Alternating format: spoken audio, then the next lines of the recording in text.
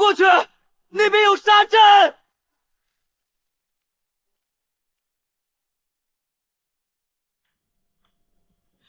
这石归我了！滚开！谁先抢到算谁的。太古仙渊第2层万古河谷，踏入此地的人很快就会明白，比太古沙阵与绝地凶物更可怖的，永远是身侧同行的贪念。前面那条路应该安全一点，一起冲，不然都得堵死在这儿。安全个屁！刚才死的那个就是你们的人。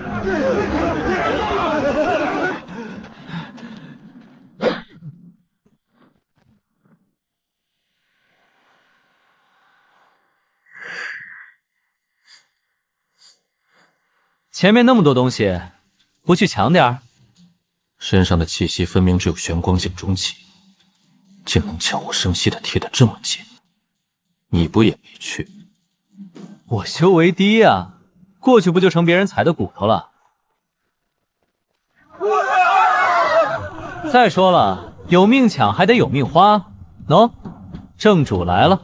快退！地下有东西！这古龙，这几级起码需进行后期，一起出手，不拦住他，谁都别想过去。这东西脾气不小，骨骼硬度不低，普通7品法宝都未必砸得开。楚天阔，是中州古皇族的楚天阔。中州古皇族有点意思。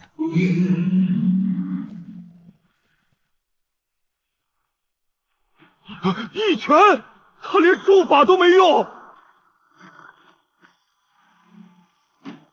门后面有门，不是普通遗迹，这是大造化。原来在这儿，他像是早知道这里有什么东西。你是不是在算碰上这种怪物，自己该怎么活？你话很多。那也得分人，像你这种躲在后方看半天不出手的，我就挺好奇。少主，楚天阔打碎了那头古龙，触发了一扇古门。咱们原先设在四周用来拦截的沙阵全撤了。既然古门出现，那这烂鱼臭虾就不值得再浪费阵法。传令下去，把通往古门的路全给我拦住。既然喜欢当开路先锋，让他先进去。只要守住大门，里面的造化他怎么拿进去，就得怎么给我吐出。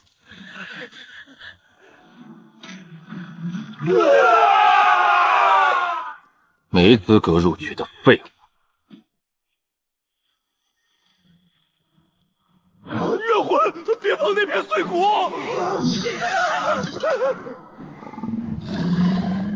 几缕连实体都凝聚不出的怨魂，也敢来放肆？交给我！这些怨魂没有实体，刀兵难伤，对普通修士来说，缠上就是麻烦。可对小黑子这种太古纯血来说，不过是一触即灭的飞灰罢了。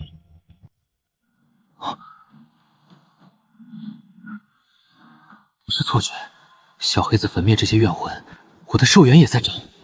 难道说怨魂也算生机残留？这万古河谷对别人是兄弟，对我来说，除了那扇门，恐怕还是一座现成的寿元矿场。古门一现，河谷变成了一座困兽的杀局。有人以力破天，有人半路设伏，也有人蛰伏暗处，冷眼看着别人拿命去决趟哪条路更容易死。楚天阔在破古门上的禁制，韩九州在阻断通往古门的路，还有几个在暗处观望。这股气息是真热闹，那扇门看着就不太对劲，他们怎么还拼了命往里冲？既然如此，你为什么还留在这儿？好奇里面有什么？而且等前面这些人把危险都试得差不多了，咱们再进去，不就安全了吗？拿前面所有人的命当探路的石头，还能说得这么理直气壮？在太古仙渊内，没有过硬的实力，冲得越猛，只会死得越快。古门现世，正面早就杀成了一口血肉磨盘。可那些想从侧翼绕进去的人还不知道，真正等着他们的不是活路，而是绝杀。这里静得有些邪门啊！士气绝阵，把这种凶阵摆在偏僻小道，看来韩九渊根本不是为了堵路，而是想让人折返走其他的路。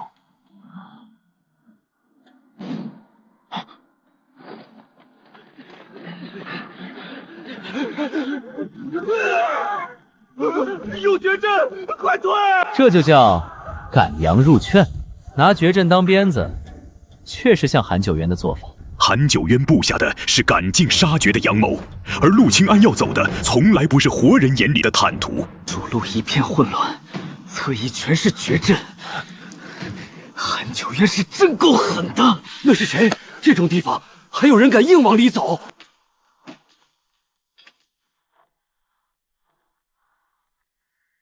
步步生莲，是须弥圣地佛祖无念。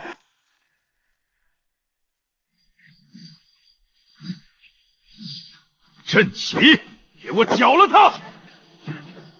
闭口禅，不言不辩。你施来多少杀意，他便原封不动替你结多少死结。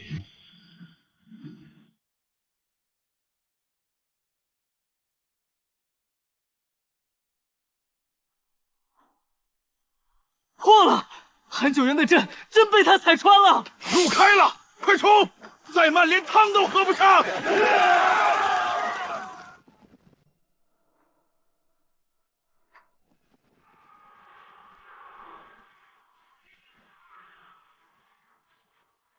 少尊主，侧翼绝阵被人踩穿了，3名暗卫被自己的杀意反噬，当场化成了黑水。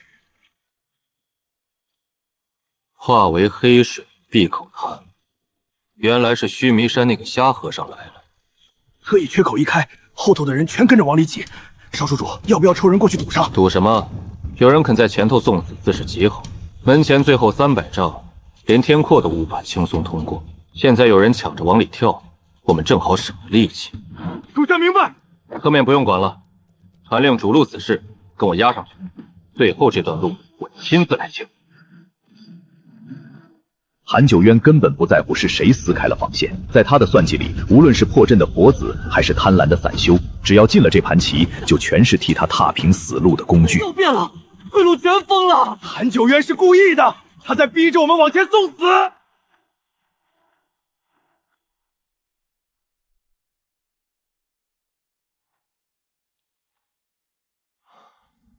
主路杀阵一片混乱，侧面小路困阵堵人。